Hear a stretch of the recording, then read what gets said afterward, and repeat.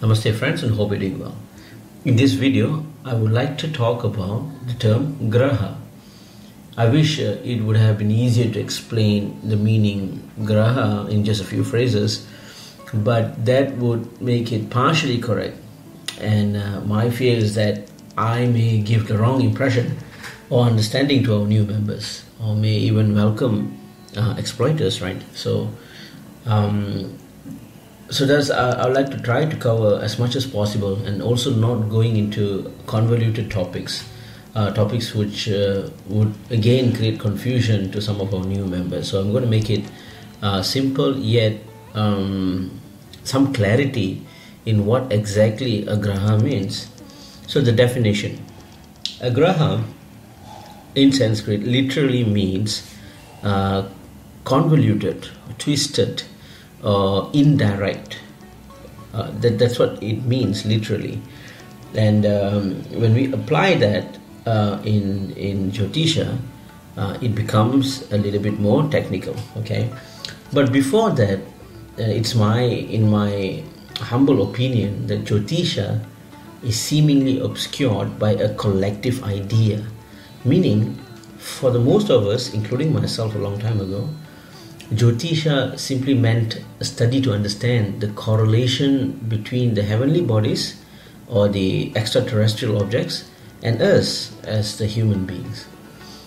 Well, again, this has led into many confusions. So to clearly define the term graha, or anything for that matter, is no simple task. The common misconception which has created a strong belief system out of ambiguity must be chipped off slowly, and eventually people would understand what are the actual meanings, rather than just taking its literal sense. Okay, so graha, what I'm going to do is I'm going to give you the definitions or the difference between the planets that the modern astronomical world defines it, and also in astrology, in Jyotisha's graha.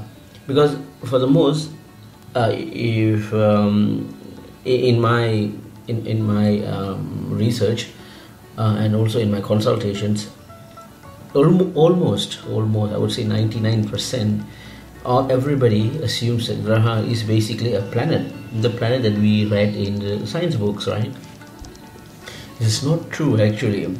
Now, a graha means that an object, not necessarily a physical object, but any object, anything in the heavenly body or in space that affects us as human beings. That's what graha means. Okay, but if you even go detail on the word graha, it also means not only convoluted, but it also means to seize or to hold or to capture.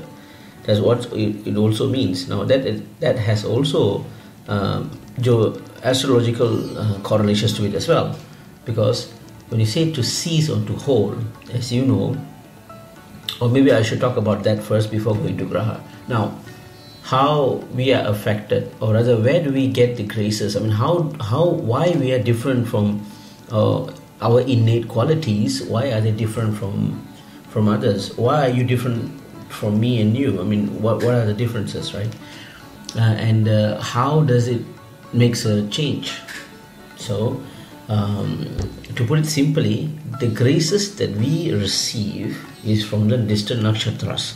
The nakshatras are the actual, how can I say, the source. That's where it all starts. That's where God's graces are.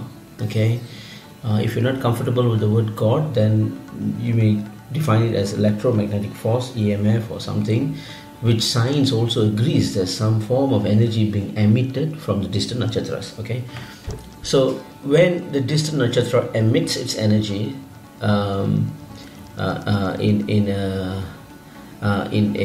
not in a straight fashion, it's in an omni fashion, which means it just spreads out its energy towards the space and the universe.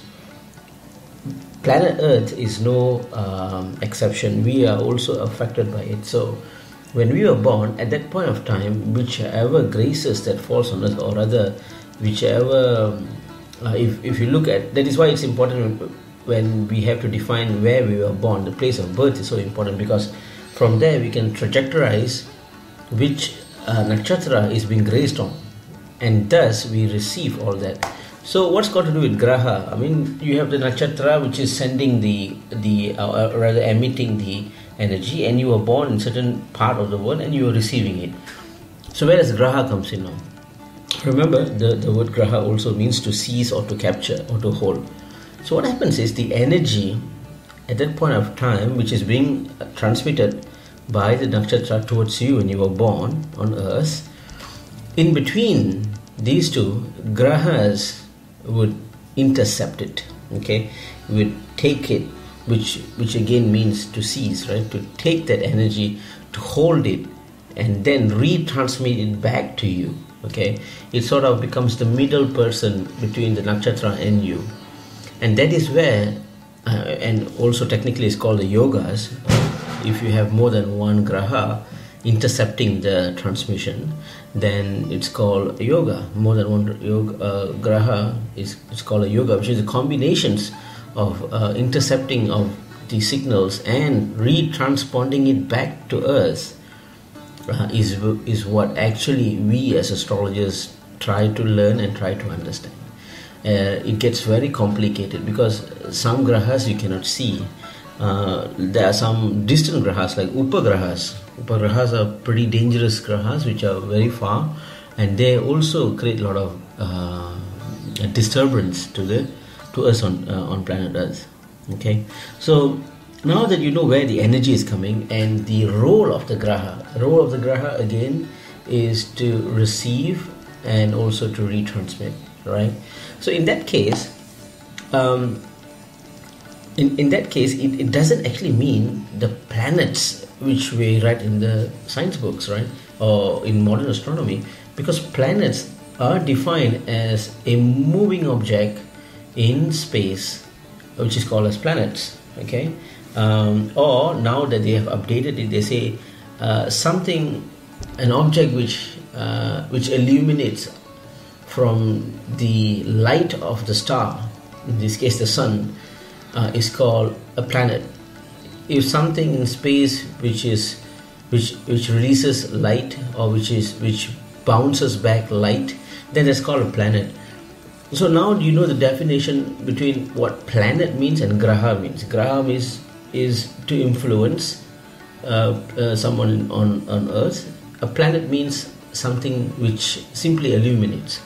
So now that we understand that there is a huge distinction between what graha and planet means, so I hope this has been somewhat, I really hope that somewhat my explanation is clear now for you to understand the distinction between a graha and a planet. Okay, so please stay tuned for more videos on astrology and Jyotisha. I hope it has been beneficial. Till the next time, thank you. Namaste.